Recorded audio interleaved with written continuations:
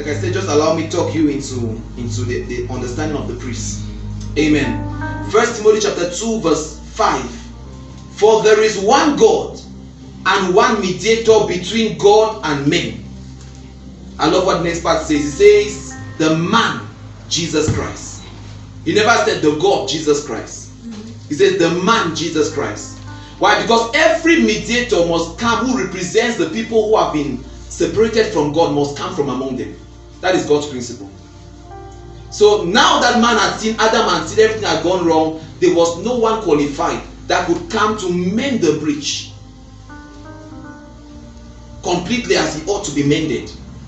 So the whole process has to go on. Jesus comes in the flesh, and when Jesus was coming into the world, he could not be come through like a man sleep with a woman and a woman give birth.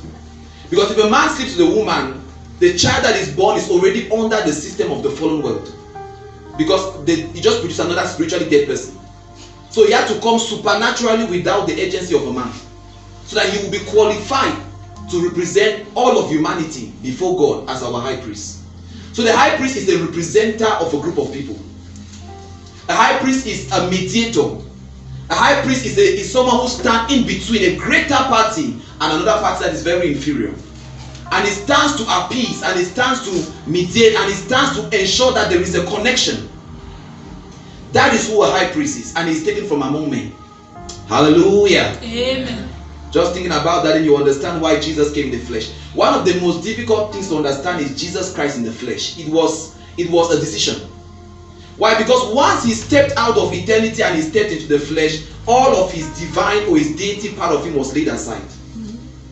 Number one, he had to be hungry just like you.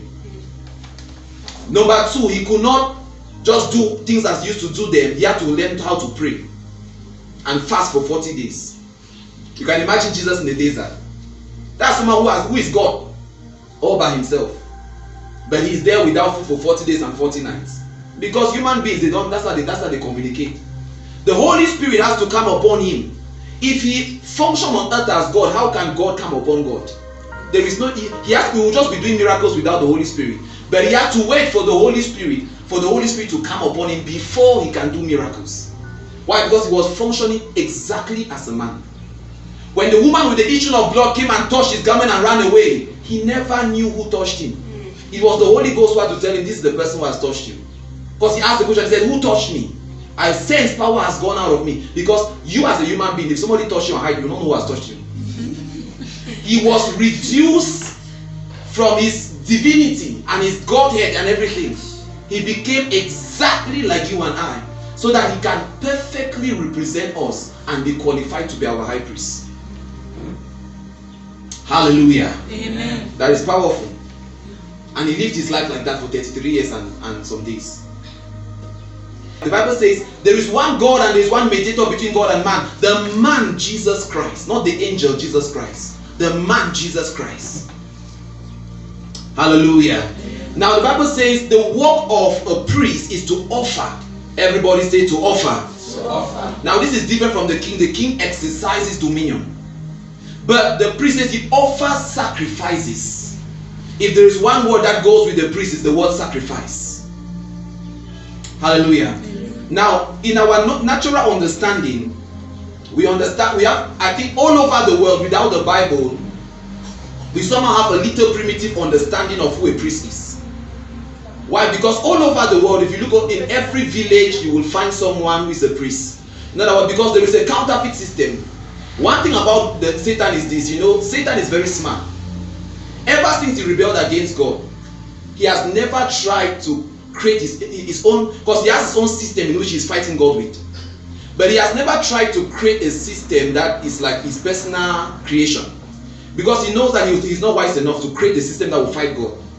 So what Satan does is that he copies God's system.